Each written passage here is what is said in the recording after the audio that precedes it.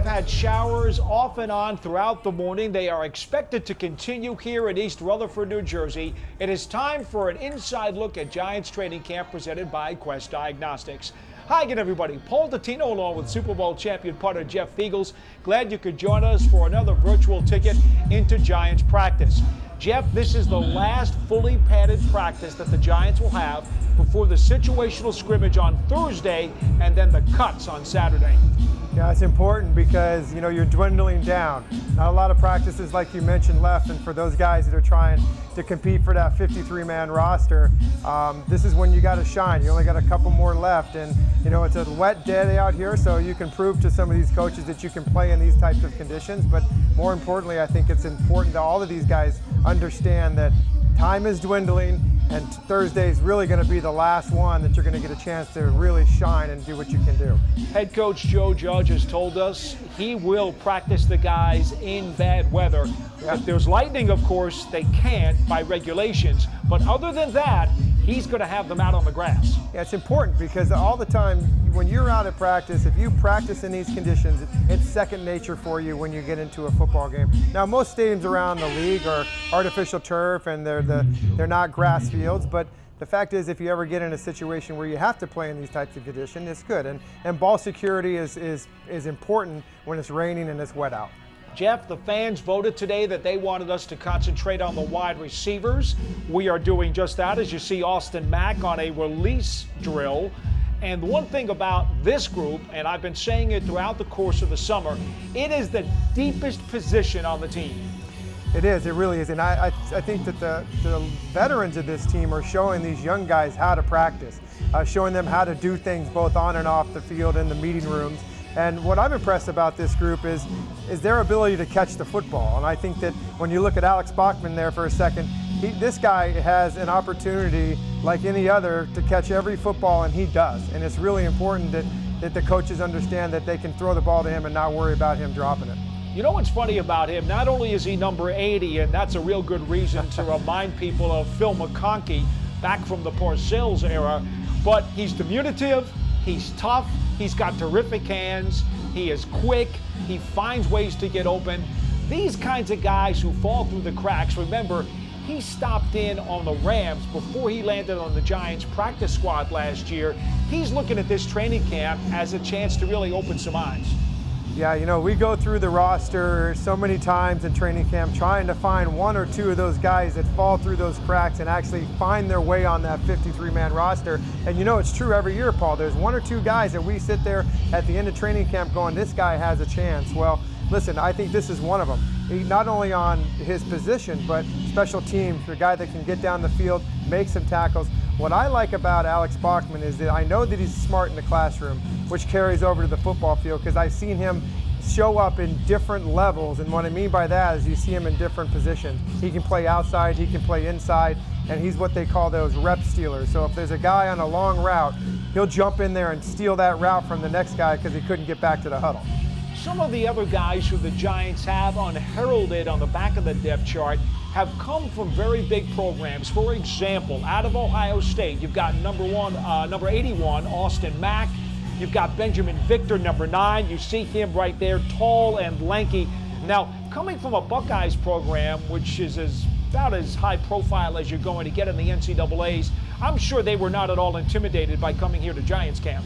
No, absolutely not. I mean, they're still rookies, so when they get here, they are a little intimidated by the NFL, but I think soon enough they fall into the routine of the other players and they feel at home. And I think playing at a big program in front of a lot of people with high expectations helps guys like that. And I think the guys that come from smaller teams and conferences, it sometimes takes them a little bit longer. Here's the problem, Jeff. All of these receivers have shown a propensity to catch the ball. I haven't seen anybody with a case of the dropsies. We also know that Joe Judge says they've trained them all at all 3 positions, both of the boundary spots and the slot spot. So how do you separate these guys as you try to figure out who is going to stay? I guess special teams is the obvious answer. 100%. I mean, listen, Cody Core was one of those guys that went out with an injury and he played a wide receiver position, so you kind of knew where he was going to be slotted in the 53-man roster. Well, they're trying to find a guy like Cody Core now. So 2 of the guys that you mentioned, Victor Benjamin, maybe a David Sills. You know, those are the guys that have to find their way onto this practice, or excuse me, maybe the practice squad, but the main squad, the 53-man roster, and play special team. Now, where they slot them as far as their position, well, that's going to make a difference is injury to the other starters, or where they seem to have done better either on the outside or the inside. Get a look at Sterling Shepard. He's had a very good training camp, I might add. And you know, Jeff, that's really good to see. Last year, we know he had a couple of concussions, had to miss some games, but he has come back looking as sharp as ever. Well, I think he's excited just to be back and healthy. I mean, when you go through something like he did, it's really an unknown if you're ever going to be able to come back from something like that. So, you know, he healed up, and then all of a sudden he said, hey, listen, this is a new year, new coaching staff. I've got a new offensive coordinator that I feel is going to put me in the right position to succeed. And he has taken on a leadership position that is very imperative to this offense, along with Daniel Jones. Another guy who has come back from an injury history is Corey Coleman. And the one thing we know about him, dangerous kickoff returner. We'll get a look at him in a minute. That's C.J. Board, number 18, by the way. Coleman, 19, who has really looked like he is back to where he was before he had the knee injury last year. Another thing with him is he's just excited to be back. And John, we've talked about this on our Big Blue Kickoff Live show before, is that, you know, these players, once they get confidence in their injuries have healed up, that's a mental block. They get over that, they come out there, and then they can go out there and perform. And that's something that Corey has been able to do. And he's an exciting player. You know that he has that burst of speed to get over the top of some of those safeties and defensive backs. And hopefully Daniel Jones will be able to hook up with him quite a bit this year. Jeff, as someone who studied special teams for so long, when you look at Coleman and he's back there trying to return a kick, or you see him here at practice, what are the movements that you're looking for to say to yourself, yeah, I think he is all the way back and he's not showing any tentativeness? Well, I think that, you know, some of his cuts and when he comes out of breaks, both on his wide receiver routes and even in special teams when he's returning, is he able to put that foot in the ground and be able to have confidence that his knee is going to support what he had injured last year. One thing I like about Corey, he's very patient. And on a returner, you have to be patient and let the blockers set their lanes up for you. So if you're impatient, they're not going to be there. And I think once he hits that hole on a kickoff return or even a punt return, more kickoff return than anything, that he has that burst of speed to get through and then make a big play. Getting a look at Slayton, of course, number 86, who made the All-NFL rookie accolades last year. Sure. This is a guy who caught a 40-something yard pass in the scrimmage the other night and just showed that he's got big plays in his pants for sure. Well, what I like about him is that last year, being a late round draft pick, he comes into training camp. And really, remember, he didn't really practice a lot at the beginning of training camp last year, but he came out and had the season that he did. It just shows those to the younger guys that, hey, listen, I was a late round draft pick and look what I turned into. He's a big playmaker, so it gives a lot of those other guys confidence that maybe they can be a Darius Slayton on this roster. But I like it that he got all the experience that he did last year. He got a lot of reps with Daniel Jones, and I think now with the new offense and with Jason Garrett is going to put him in areas that he can succeed on the outside and maybe throw the ball down the field to him. And he can get up and get the football. So Daniel Jones has got a chance if he can just get it out there. How important do you believe it is to have a different mix of physical stature in the wide receivers room? Guys like Benjamin Victor and David Sills have a lot more height. We know that Victor certainly has length. Austin Mack also has length. Do you think there's a premium on having some height and length in that room by the time they start out with week one? Or is it okay just to have a smaller set of receivers? Well, I think it would be okay if that was what you had, you know. But listen, if you have some height in that room, and you can perfect the back shoulder throw, I think the taller receivers, hence you look at Plaxico Burress and Eli, how they perfected that. I think it becomes important when you're down in the red zone if you have some height at the wide receiver and you can get some of those back shoulder throws or some of the balls over the tops with those smaller DBs that these guys can get up and get the football. You just saw David Sills, number 84, as Colt McCoy looks on. Sills, again, a guy who was originally brought to college as a quarterback and then became a receiver. We heard from Victor Cruz on a recent show how that allows him to have a very good grasp of the passing game because he was a quarterback. And I will be honest, David Sills has showed the hands of a receiver throughout the entire summer. Well, I mean, listen, when you're throwing to when you're throwing to wide receivers, you understand where the ball has to come out and their breaks, and then you flip it around as a wide receiver. You know when that ball's coming out and it's going to be in the air. So I think he does have an advantage knowing your route tree, 1 through 9. You're not going to go through all of them, but you understand that if when you're underneath route or it's a long route, you kind of understand where the next time that ball is going to be in the air, being your next quarterback. Which positions do you think are the toughest to try to show up when you consider that there were no preseason games and all they really had to deal with were these practices and these scrimmages? I think it's probably the timing between the quarterback and the receivers, even though we're on them right now. And I think that takes a lot of repetition. And when you're not getting those in the OTAs and the mini camps and the preseason games, I think it becomes important that you can just get as much work as you can in. And it used to be the guys used to stay out of practice 10, 15, 30 minutes throwing the football, but the rules don't allow that anymore. So I feel that as many reps you can get with the quarterback that you're most likely going to be with, that's going to be the best, because I think that's the hardest chemistry to pick up. You got to look there moments ago at DB's coach Jerome Henderson giving a pat to Corey Ballantyne coming up with a nice play there, deflecting a ball away from Bachmann as Daniel Jones looks to fire once again.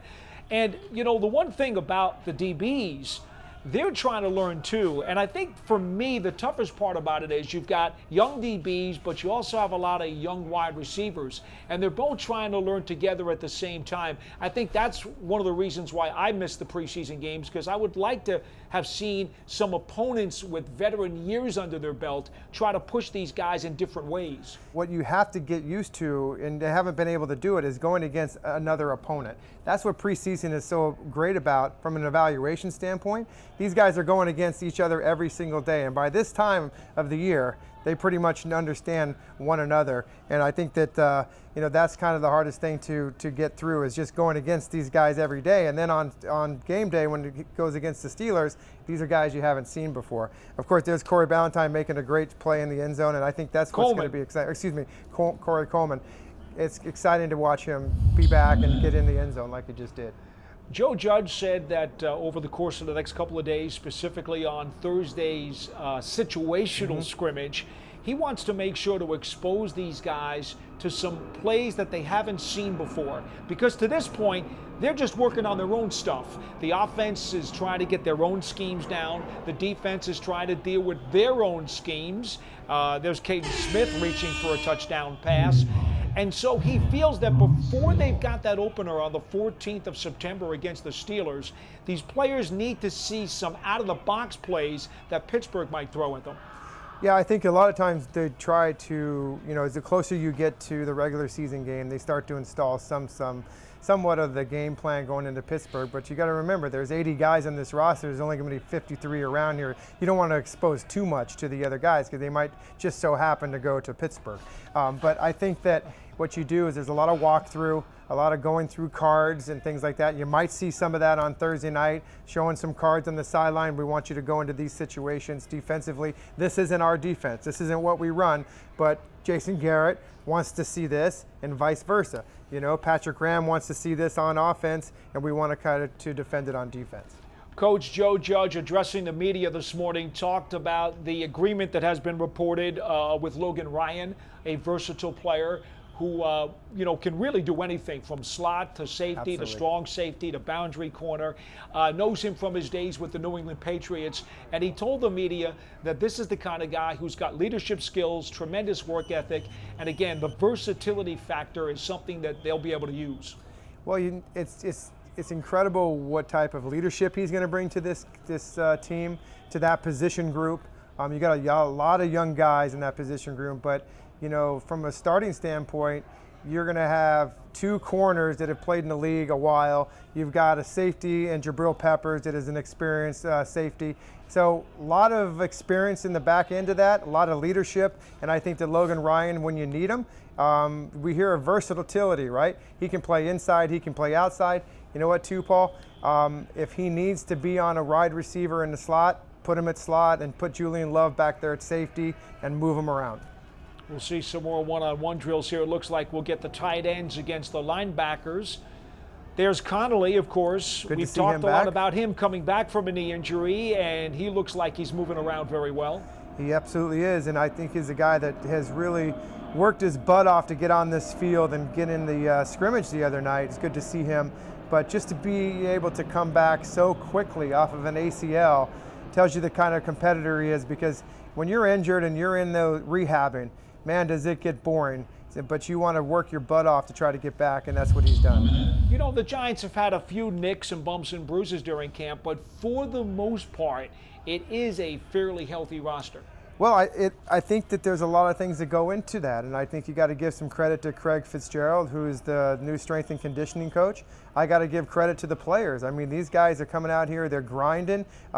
First time I've seen them in pads as many times in the last few years as I ever have, and I think that football is a sport where you have to condition yourself into playing the game at full speed. And I think when you're in pads and you get used to that, the guys, they stay healthier, and I think this has really happened. Plus, the coaches really are able to police the practice and teach the guys how to practice smart. This is a very interesting drill that I had not seen until this year, where you're getting guys try to mix it up as they're trying to get off with a release.